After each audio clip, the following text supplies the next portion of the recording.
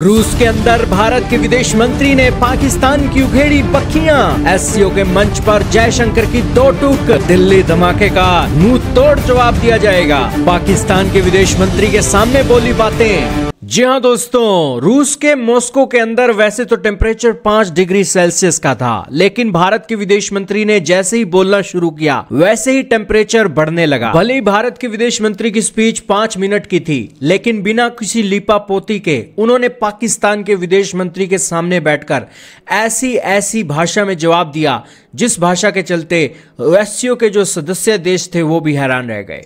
भारत के विदेश मंत्री एससीओ समिट के अंदर रूस के मॉस्को शहर के अंदर पहुंचे और वहां पर उन्होंने विश्व को आतंकवाद के सभी प्रकारों और स्वरूपों के प्रति शून्य सहनशीलता प्रदर्शित करने को बोला। उन्होंने कहा कि आतंकवाद का कोई औचित्य नहीं हो सकता और इसे नजरअंदाज नहीं किया जा सकता, इस पर लिपापोती नहीं की जा सकती। उन्होंने कहा कि भारत को दिल्ली धमाके का इंतकाम लेने का पूरा हक है। जयशंकर ने रूस की धरती से वो वाली बात कह दी जिस बात का इंतजार पाकिस्तान कर रहा था। पाकिस्तान भारत के अंदर हमला करवाकर सोच रहा है कि वो आसानी से निकल जाएगा, लेकिन एससीओ समिट के अंदर भारत के विदेश मंत्री ने साफ कर दिया है कि दिल्ली धमाके का इंतकाम तय है। हाल ही में जॉर्डन के किंग पाकिस्तान के अंदर आए और पाकिस्तान के जो आर्मी चीफ है उन्होंने कहा कि मुसलमानों की फेंकी हुई मिट्टी भी मिसाइल बन जाती है। इसके चलते वो भारत के अंदर जो दिल्ली ब्लास्ट हुआ है, नौगाम ब्लास्ट हुआ है, उसका जिक्र कर रहे थे इशारों ही इशारों में। यही कारण है कि भारत की तरफ से भी एक जवाब आना बहुत जरूरी हो गया था। यही कारण है कि भारत ने एससीओ समिट को चुना और रूस की धरती से आज जहां पर एससीओ समिट के अंदर एक सारे लीडर पहुंचे हुए थे, वहां पर पाकिस्तान को बेनकाब किया और कहा कि दिल्ली धमाके का इंतकाम तो भारत लेकर रहेगा।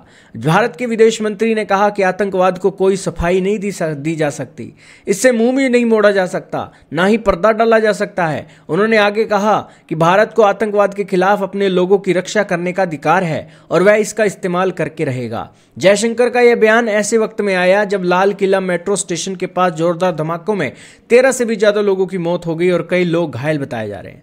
एससीओ समिट में जयशंकर ने साफ कर दिया कि भारत आतंकवाद के खिलाफ कोई समझौता नहीं करेगा। उन्होंने समिट में मौजूद नेताओं से कहा कि आतंकवाद के खिलाफ लड़ाई एक सांझी प्राथमिकता होनी चाहिए, जिसमें नरमी की कोई जगह न हो। जयशंकर ने कहा कि यह जरूरी है कि दुनिया आतंकवाद के सभी रूपों को लेकर जीरो टॉलरेंस रखे। आतंकवाद को किसी भी तरीके से जायज नहीं ठहराया जा सकता, नजरअंदाज नहीं किया जा सकता।